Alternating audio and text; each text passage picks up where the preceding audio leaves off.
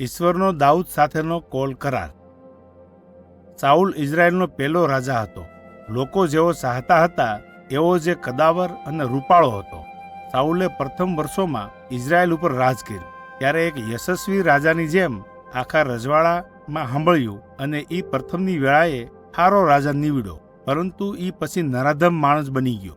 એણે ઈશ્વરના આદેશોનું પરિપાલન કર્યું નહીં. એટલે ઈશ્વરે એક દાડે એક નોખો જ માણસ પસંદ કર્યો કે એની જગ્યાએ ઇઝરાયેલનું આખું રાજ્ય દીપાવે. ઈશ્વરે જુવાન ઇઝરાયેલી જેનું નામ દાઉદ હતું એને સાઉલ પછીના બીજા રાજા તરીકે નિમણૂક કર્યો. દાઉદ બેથલેહેમ ગામમાં ઘેટા ચરાવનાર હતો. એક વાર જ્યારે દાઉદ એના બાપના ઘેટા ચરાવતો હતો ત્યારે તે દાઉદે ઘેટા પર તરાપ મારનાર હાવજ અને રીછ એમ બેઉને રહેસી નાખ્યા હતા. દાઉદ સ્વભાવે નમ્ર અને ન્યાયી માણસ હતો, જે ઈશ્વર પર ભરોસો રાખતો હતો અને એના આદેશોને આધીન હતો. દાઉદ મહાસૈનિક અને બહાદુર આગેવાન બન્યો. જ્યારે દાઉદ હજુ તો યુવાવસ્થામાં હતો ત્યારે જ તેણે ગોલિયાત નામના મહાયોદ્ધા સામે બથ ભીડી. ગોલિયાત નીવડેલો યોદ્ધા હતો, ખૂબ જ જબરો અને 3 મીટર ઊંચાઈ ધરાવતો કદાવર હતો. પરંતુ ઈશ્વરે દાઉદ વડે ગોલિયાતને હણવામાં અને ઇઝરાયેલની લાજ બચાવવામાં સહાયતા કરી હતી. એ પછી દાઉદે ઇઝરાયેલના શત્રુઓ ઉપર અનેક મહાવિજય મેળવ્યા હતા, જેના લીધે લોકોએ એની વધામણી કરતા થાકતા નહોતા. દાઉદ તરફી લોકોનો વધતો સ્નેહ ભાળીને સાઉલની અદેખાઈ વધતી હતી. સાઉલે એને દબોચી નાખવા હાટુ ઘણા બધા વાર કર્યા, એટલે દાઉદ સાઉલથી સંતાઈને રહેતો હતો. એક દહાડે સાઉલ દાઉદની ઢીમ ઢાળી નાખવાની ફિરાકમાં એને ગોતતો હતો. ઈ વેળાએ સાઉલે ગુફામાં પૂગ્યો જ્યાં દાઉદ સાઉલથી હંતાઈને બેઠો હતો, પરંતુ સાઉલ એને ભાળી શક્યો નહીં. દાઉદ સાઉલથી ઘણી નજીક જ હતો અને સાઉલનો વધ કરી શક્યો હોત, પણ દાઉદે એવું કર્યું નહીં, પણ એની નિશાની રૂપ એના લુગડાની કોરને કાપી લીધી.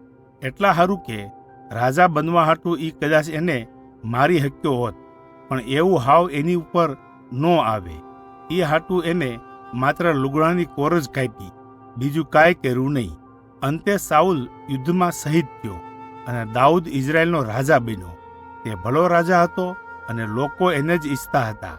ઈશ્વરે દાઉદને આશીર્વાદિત કર્યો અને એને સફળ રાજવી બનાવ્યો. દાઉદ ઘણા મહાયુદ્ધો લડ્યો અને ઈશ્વરે એને ઇઝરાયેલના શત્રુઓ ઉપર ફતેહ મેળવવા ભારે સહાય કરી. દાઉદે યરૂશલેમ જીતી લીધું અને એને રાજનગરી બનાવી. દાઉદના રજવાડામાં ઇઝરાયેલ મહાશક્તિશાળી અને વૈભવી રાજ્ય બન્યું.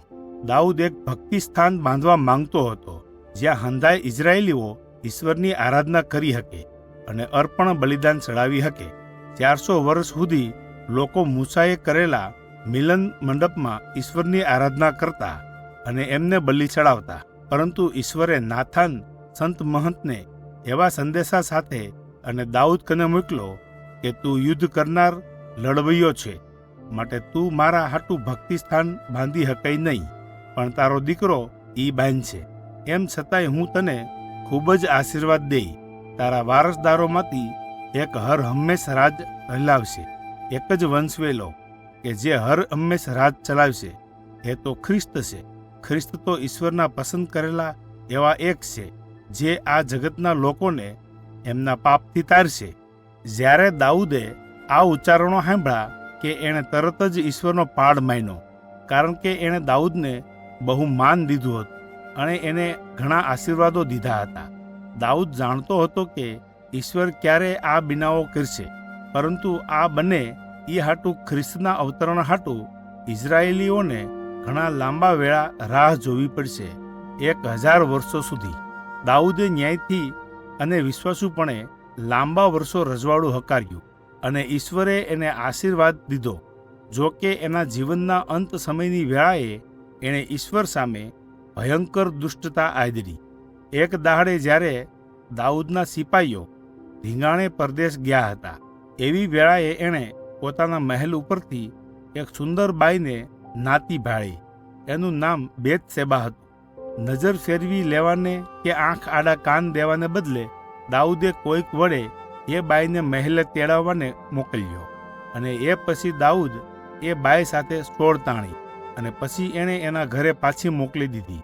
થોડા સમય પછી બેતશેબા દાઉદને કહેણ મોકલે છે કે પોતે ગર્ભવતી છે, એને હારા દિવસો રહ્યા છે. બેતશેબાનો ધણી જેનું નામ ઉરિયા હતું તે દાઉદનો ઉત્તમ સિપાઈ હતો. દાઉદે ઉરિયાને યુદ્ધમાંથી પરત બોલાવીને કીધું કે તે પોતાની બાઈ કને જાય, પરંતુ સાથી સિપાઈઓ યુદ્ધ લડે અને હું ઘરે જાઉં એવી દલીલ સાથે વાતને ઉરિયાએ નકારી. એટલે દાઉદે સેનાપતિને એમ કહેણ મોકલ્યું કે એણે જ્યાં શત્રુઓનો પ્રહાર વધુ હોય ત્યાં એને આગળ રાખજો, જેથી એનું કળશ કાઢી નાખવામાં આવે.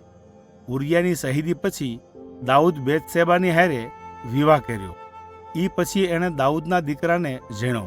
દાઉદે જે પ્રમાણે આચર્યું હતું એ રીતે તો ઈશ્વર ખૂબ જ કોપાયમાન થયા હતા. એટલે એણે નાથાન સંત મહંતને દાઉદ કને મોકલ્યા, એ હારું કે એણે મહાપાપ આચર્યું હતું. દાઉદે એના મહાપાપનો પસ્તાવો કર્યો અને ઈશ્વરે એને માફ કર્યો. એ પછીના જીવન સુધી દાઉદ ઈશ્વરની વાહે હાલ્યો અને એના આદેશોને આધીન રહ્યો. એની તકલીફોની વેળાએ પણ ના પાપની દંડના રૂપમાં એનું બાળક મરણ પામ્યું. દાઉદના જીવનની હંધી વેળાઓમાં એના કુટુંબમાં લડાઈ હાલી અને દાઉદનું સામર્થ્ય નિસ્તેજ થયું. જો કે દાઉદ ઈશ્વર તરફે અવિશ્વાસુ બન્યો, પણ ઈશ્વર આપેલા કોલ કરાર અને વચનો તરફ ઈશ્વર હર હંમેશ વિશ્વાસુ રહ્યા.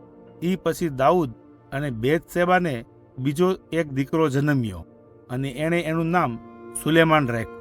બાઇબલની વાર્તા 1 સમુએલ 10:15-19, 24-31, 2 સમુએલ 5-7 અને 11-12.